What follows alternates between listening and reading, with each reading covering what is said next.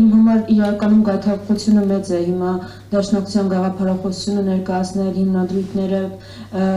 բայց այդ գայթակղությանը չեմ տրվի, որովհետև սա հակադաշնակցական արշավ չի խորքի մեջ, սա ինքնության դեմ արշավ է, որի մասն է դաշնակցության դեմ արշավը։ Եթե մենք հակաարցախյան արշավ տեսել ենք, հակաեկեղեցական արշավ տեսել ենք, հակադաշնակցական արշավ ոնց կարող ենք չտեսնել։ Իրականում ամբողջ խնդիրը սա է, որ այո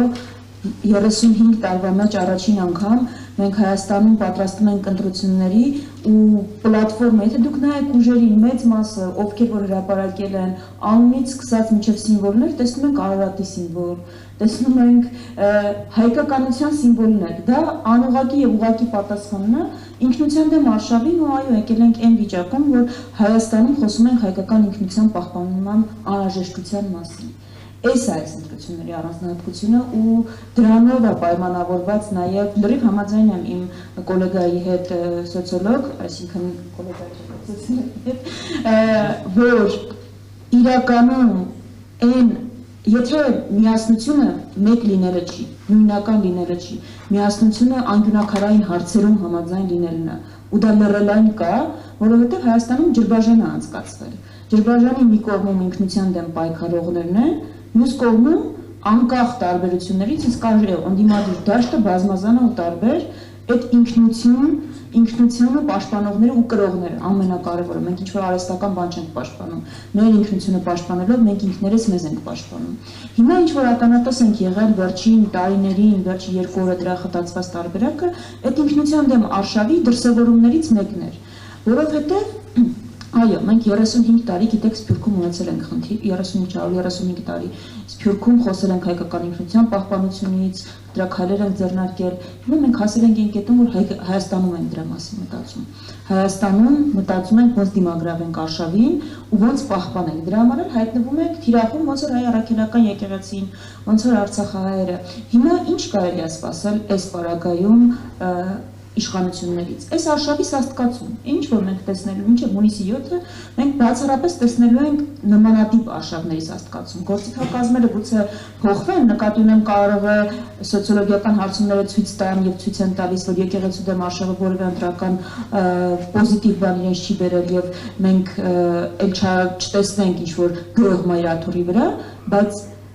իրենք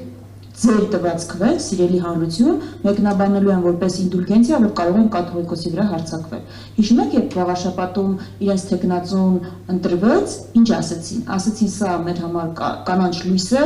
մեր հակաեկեղեցական ծրագիրը շարունակելու համար։ Ուրեմն, հունիսի 7-ի ընտրությունը իշխանությունը վերածելու է իր համար կանաչ լույսի, այսինքն ուզեն ցանկանալու է իր համար կանաչ լույսի վերածել, ինչի համար։ Ոչ միայն հակաեկեղեցական արշավը, ինքնության դեմ արշավը շարունակելու, այլ Ադրբեջանի պահանջները հետագա կատարելու համար։ Այսինքն, արդեն հայտարարվել է Հայաստանում, որ մարտին մենք ունենալու ենք այն նախագիծը, որը Ալիևի պահանջած սահմանադրության նախագիծն է։ Ժողովուրդ ջան, ես գիտեմ, որ ձեզնից որևէ մեկը քվեթվողներից չի ուզում Ալիևի սահմանադրություն ունենալ, բայց ձեր քվեն այդպես է մեկնաբանվելու։ Ձեր չմասնակցությունը մեկնաբանվելու է, որ կողմ եք դրան հետագայում, երբ որ արդյունքները լինեն։ Այսինքն մենք հունիսի 7-ին ինչի առջև ենք կանգնելու։ Ալիևի սահմանադրությունը այո ասելու, թե մերժելու։ Ինքնության դեմ արշավը համաձայնվելու, թե մերժելու։ Այս ընտրության առաջ են կանգնելու։ Ու այստեղ է, որ այո Հայաստանում մի ընդդիմադիր ուժ չկա, որ ունի ձայների բացարձակ մեծամասնություն, 50+1 հավաք հնարավորություն չկա, օբյեկտիվ եւ սուբյեկտիվ պատճառներով մենք այդ վիճակում չենք։ Ուրեմն բոլորս հասկանում ենք, որ համագործակցություն է անհրաժեշտ։ Ինչ որ համագործակցություն, ինչ որ փուլում, դա ինչպիսին կլինի, ցույց կտա ընթացքը, բայց բոլորս հասկանում ենք, որ եթե ուզում ենք բոլորիս համար հաղթանակ, դրա տարբերակը այո, ունենալ մեկ թիրախ, այս իշխանության փոփոխությունը։ Հիմա սրա տարբերակը որն է։ Խոսեց մասնագետը, որ բարձր մասնակցությունը, ես դա պիտի կրկնեմ, ոչ միայն բարձր մասնակցությունը այն առումով, որ ինչն է մեզ ամենաշատը, հիմա եթե ինձ հարցնեք ամենամեծ խնդիրը որն է, ներարկվող հուսալքությունը։ Ամենից փորձում են ապացուցել, որ ոչինչ չի փոխվելու, անիմաստ անդրադառնալ գնալ, քաղաքական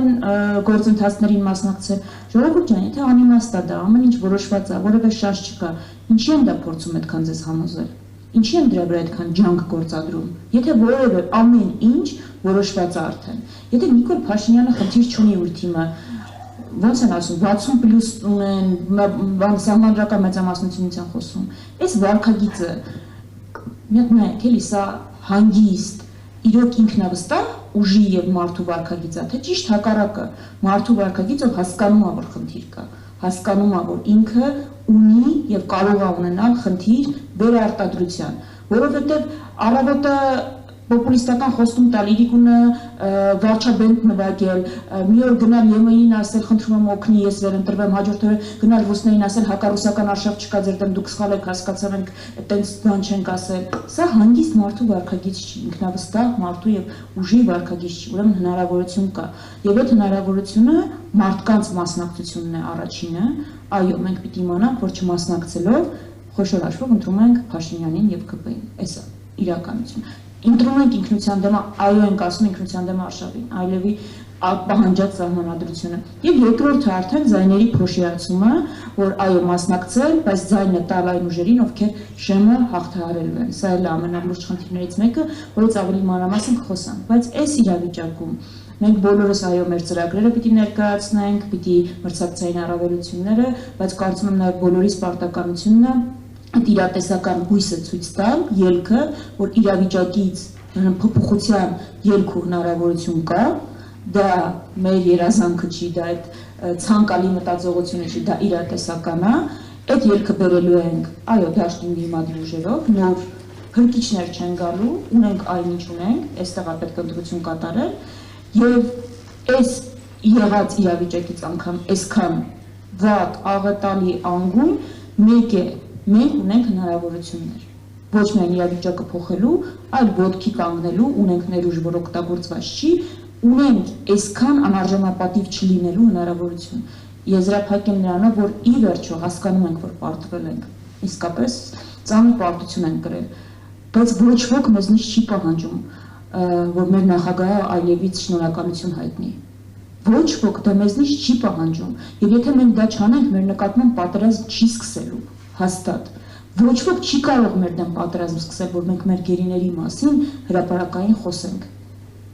Սա ընտրությունն է, որը կամավոր ընտրությունն է, որը գործող իշխանությունը արել է։ Մեր քաղաքացիները պիտի իմանան, որ Հայաստանի եւ Ջրբաժանի մյուս կողմում այն ուժերն են, որոնք չեն գնալու այդ ճանապարհով, չեն գնալու, գիտակցելով, որ մենք պարտվել ենք, ունենք լուրջ վերականգնման խնդիր, բայց պարտվելը մի բան է, անդադ պարկել, որ քո վրայով անցնելը լրիվ այլ բան է։ Մենք այդ պարկել վրայով անցնելը չենք ընդունում ու մենք մենակ չենք։ Այս ովքեր որ կանգնած են ինքնություն պաշտպանության այս դաշտում, ովքեր կրում են այդ ինքնությունը, այդ արժանապատվության զգացումներ ունեն ու ելքեր են առաջարկում ձեզ սիրելի քաղաքացիներ։ Դրա համար սրանք ստանդարտ ընտրություններ չեն, մենք այո սոցիալական հարցեր ենք քննարկելու, բայց անկյունակարը մեր ինքնությունն է։ Ինքնություն ասելով էլ տենց ինչ-որ երևակայական բաներ չէ։ Հայկական ընտանիքը, հայկական մշակույթը, լեզուն, մեր սոցիալ-մշակութային կապերը, մեր առաքելական եկեղեցին, մեր պետությունը ընդհանրապես, մեր հայկական ենք ուզում մեր պետությունը լինի, թե ինչ-որ այլ բովանդակությամբ։ Այս ընտրությունն է, դրա համար կարծում եմ սա ամեն հայի շատ անձնական ընտրություն է, շատ անձնական։ Դրա համար այդ ընտրությանը չմասնակցելը մի քիչ չեմ պատկերացնում, իսկապես սա անձնական կյանքին ամեն մեկի առնչվող ընտրություն է։ Այսը որ սրա վրա պիտի կենտրոնանանք, իշխանություններից ակնկալելով, որ ինչ որ հիմա տեսնում ենք, բազմապատկվելու է, ռեպրեսիաները ինչպես ասացիք, վստահ եմ, որ բազմապատկվելու է, մենք վստահ ենք, որ պատաբար չենք լսում Մոլդովա բառը, ընթացքում եւ Ռումինիա տարբերակը դեռ չենք լսում, բայց կլսենք, այո, իշխանությունները գնալու են ցանկացած քայլի իրենց վերարտադրությունը ապահովելու համար, ես առիթից օգտվելով ուղղակի Միքայել Հաչապյանյանը ինչպես է ձևակերպել, եթե իրենք պատրաստ են ամեն ինչի, մենք էլ պիտի պատրաստ լինենք ամեն ձև մեզ պաշտպանելու, չէ՞, մոտավորապես իշխանությունը պիտի իմանա, որ իր գործողությունները հակազդեցություն են առաջացնելու։ Հակազդեցություն, երբ որ ես ասում եմ, ես օրինականության մասին եմ խոսում, բայց ինքը չի կարող ընտրական ակտիվ փուլում, լարված փուլում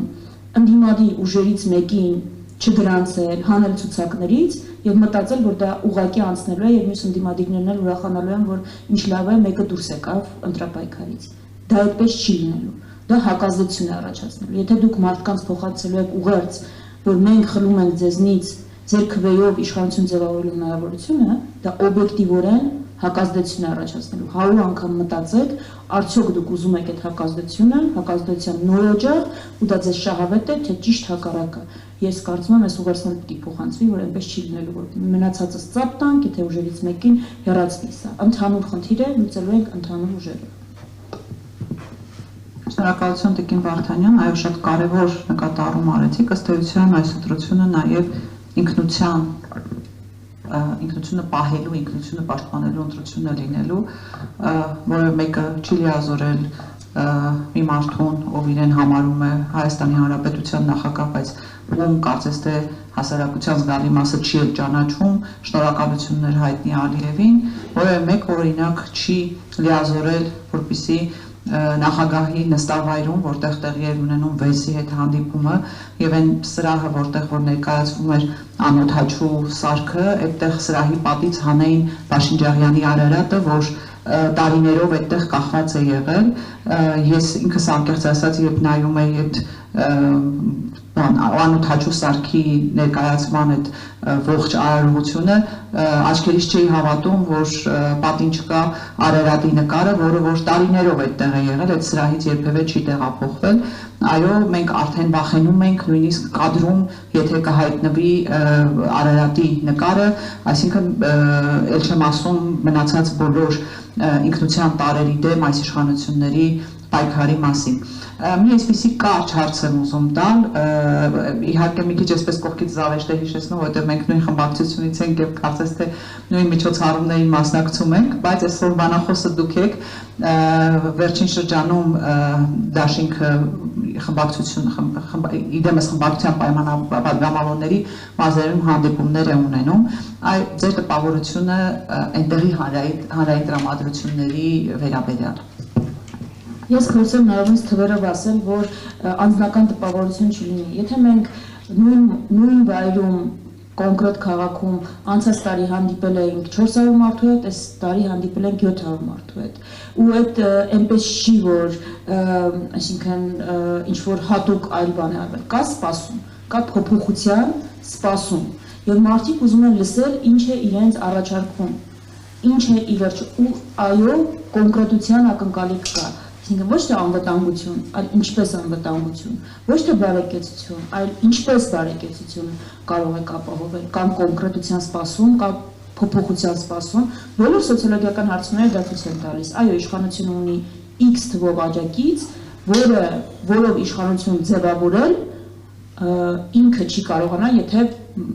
մասնակցություն ընտրություններին շատ ցածր չլինի, եւ հսկայական զանգված 3-4 անգամ ավելի շատ իշխանության առաջարկները մերժողներն են, ովքեր իրենք սպասում են առաջարկի, այսինքն կարճ պատասխանելով կա սպասում առաջարկի, կա սպասում ծրագրի եւ կա սպասում ճանապարհի, որի արդեն գործը մերն է ցույց տալու։ Մենք հիմա ինչ ենք անում, հանդիպում ենք մարդկանց հետ, մեր պատկերացումներով ենք իսկում, լսում ենք իրենց նաեւ, որպեսզի ձևակերպենք վերջնական ելքի մեր պատկերացումը, որ էլի առաջարկելու ենք իրենց, այսինքն սա նախընտրականի նախօրինակն է, այսպես, կա սպասում միանշանակ։